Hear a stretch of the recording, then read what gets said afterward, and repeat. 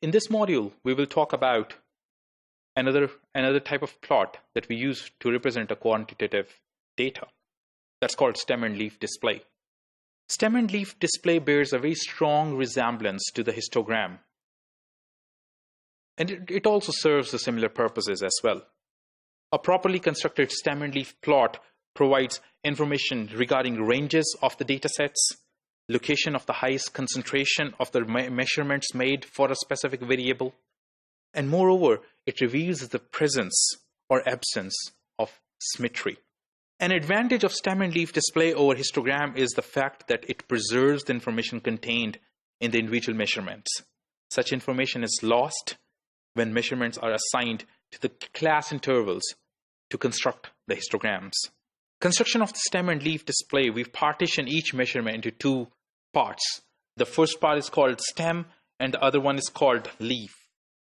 Stems consist of one or more of the initial digits in a measurement, whereas stems form an ordered column with the smallest stem at the top and the largest stem at the bottom.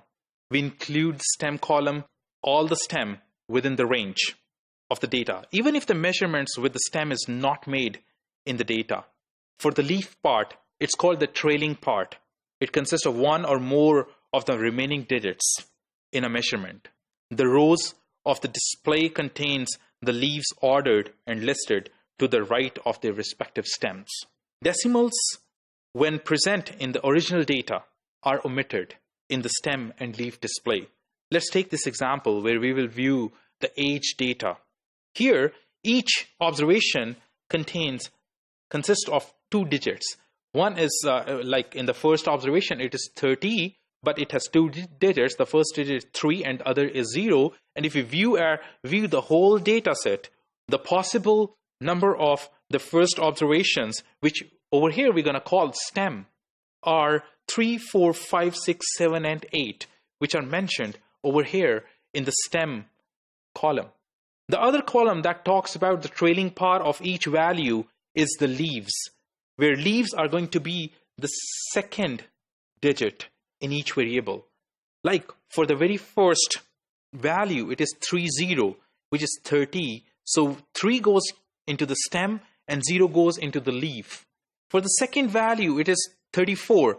3 is a stem and 4 is a leaf, and it goes on to the next values when it is 0, 4, 5, 7, 7, 8, 8, 8, 9, 9. So these are all different values that could come under the very first stem, that's 3.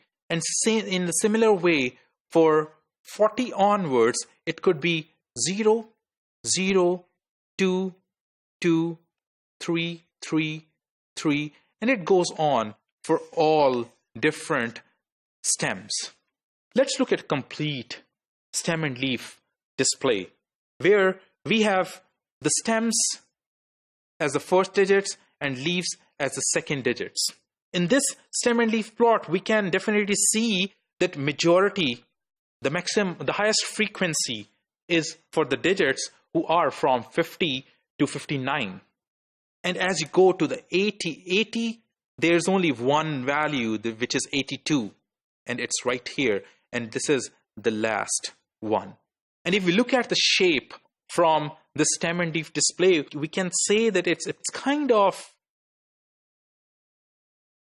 the peak shaped, which is apparently not exactly symmetric, but it's likely to be symmetric. Stem and display are most effective with relatively small data sets.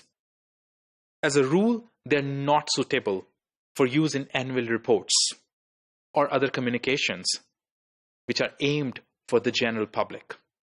Stem and leaf plots are primarily helpful in exploring the data for a researcher or a decision maker. Thank you.